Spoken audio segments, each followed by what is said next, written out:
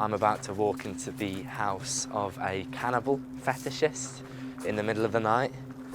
Seems like a pretty dumb idea upon reflection.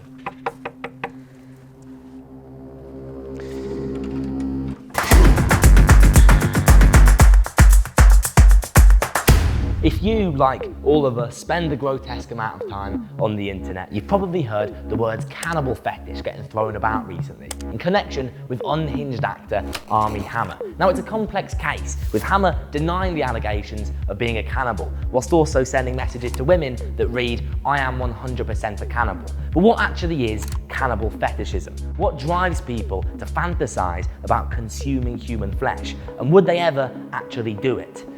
Only one way to find out. I did the obvious thing and posted an advert on Craigslist to arrange a meetup with a cannibal fetishist. The plan was simple: lather myself in garlic butter and arrive nude on the doorstep of a budding cannibal to see whether or not I'd be devoured. But after reservations from my incredibly old and boring producer, it was decided I should be fully clothed and unseasoned. Amazingly, it was only a matter of days before I got a response. The fetishist, who we'll refer to only as Jimothy to protect his identity, kindly agreed to a nighttime interview in his home. Now, on the drive to Jimothy's house, I found myself thinking, unsurprisingly, about cannibalism. Cannibalism is surprisingly prevalent in the animal kingdom, recorded in over 1,500 species and normally arising in nutritionally poor environments. But we now know it can also occur naturally. For instance, among Chinese mantises, it's totally calm for females to consume their male counterparts during mating. Zoologists call it sexual cannibalism, although I prefer death sex, and isn't it adorable? Now, human cannibalism can come in a few flavours. Sometimes it's part of a ritualistic grieving process, i.e. eating your dead relatives. In 17th century Europe, human body parts were used as medicine, and in the case of sadistic murderers like Jeffrey Dahmer, cannibalism has functioned as a means of sexual pleasure. But just like our animal friends, human cannibalism occurs most frequently as a result of desperation. From starving Egyptians in the famines of the 1200s to the survivors of plane crashes reluctantly eating their deceased companions. And that's what's most horrifying about cannibalism. Sadistic cannibals are few and far between. The vast majority of cannibalistic acts are born from strife. Normal people forced by circumstance to do unspeakable things. And yeah, you can sit behind your phone with your nice pillowcases and your essential oils and think, oh, I would never eat anyone. But guess what? Push comes to shove, you probably would. And it would be awful. But of course, Jimothy presumably hasn't actually eaten anyone. Something about the concept of eating someone just brings him pleasure.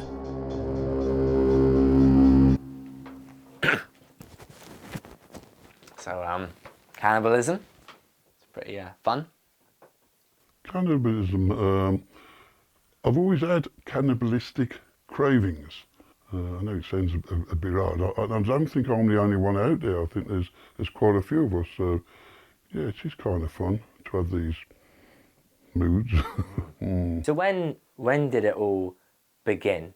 These thoughts? As I got older, when I was courting, and I thought kissing was quite tame, but I loved to do love bites. Oh, love a bite, you know. Yeah. I mean, come on, couples act out their fantasies, do they not?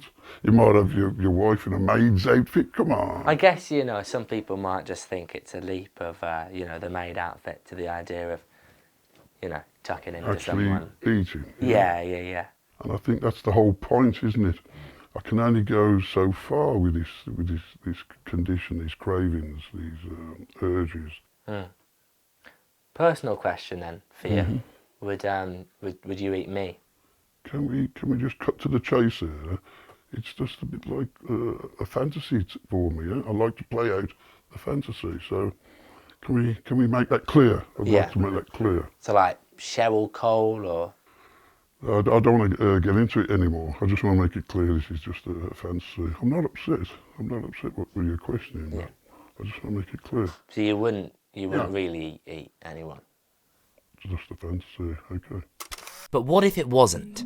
Here in the UK, eating human flesh isn't actually illegal, but the injuries that would lead to that consumption most certainly are. Back in 2001, Armin Mivers, an actual cannibal from Germany, posted an advert on a website aptly named the Cannibal Cafe. The ad read, looking for a normally built 18 to 25-year-old to be slaughtered and then consumed. Maddeningly, Armin actually found a volunteer who was promptly killed and served up with salt, pepper, wine and garlic. The case gained notable media coverage. Was it murder if the victim consented? And was the act of cannibalism itself a crime? Mivers was eventually convicted of murder and sentenced to life imprisonment, where he became a vegetarian, wrote a memoir deterring people from cannibalism, and estimated, shockingly, that he was one of 800 other cannibals just in Germany.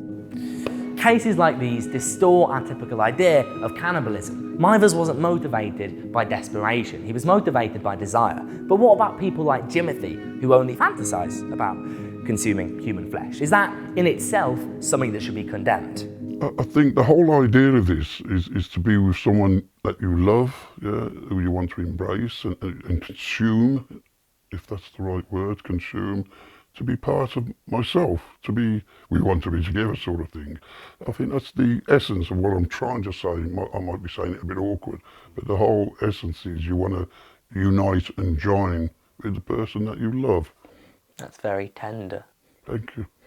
It's the whole point is a relationship with someone, an intimate relationship, that's all. So 100% it's fantasy. This might be the most important consideration when it comes to seemingly disturbing fetishes. The word cannibal was itself born out of a mistaken understanding. It was the name that the Spanish gave to the Caribs, a Caribbean tribe accused of eating their enemies. But modern day scholars doubt that the Caribs were actually cannibals. And perhaps we mistake cannibal fetishism for actual cannibalism in a similarly naive way. Maybe we need to separate the horrifying realities of cannibalism from the oddity of Jimothy's sexual tastes. The really disturbing parts of the Armie Hammer scandal aren't the outrageous cannibal-themed messages, it's the predatory and non-consensual behaviour that cause real harm. And whilst we don't know exactly how many people have sexual fantasies related to things like murder and cannibalism, for obvious reasons, we do know that media related to vorophilia, an erotic desire to be consumed or consume another, finds a sizable viewership on the internet. And studies have shown that the overwhelming majority of people who consume this vor-related media never act on the fantasy in real life. The spectrum of sexual fantasies is a pretty wild trip, but with the stipulations of consent, safety, and the lack of anyone actually getting eaten, maybe cannibal fetishism can be as benign as any other kink. Who knows what goes on behind locked doors? And who are we to judge anyhow? A girl once asked me to wee on her. Did you really? Yeah? Could have been worse. Could have been. We all have our little fantasies in the bedroom, and isn't that what makes the world go round? Otherwise, it'd be pretty dull, wouldn't it? It would. It'd be a dull world. We've got to have things to tickle our pickles. That's for sure. Jimothy is a man who likes to imagine eating people. Then again, I'm a man who was willing to bathe in garlic butter and arrive on his doorstep naked, all for social media clout.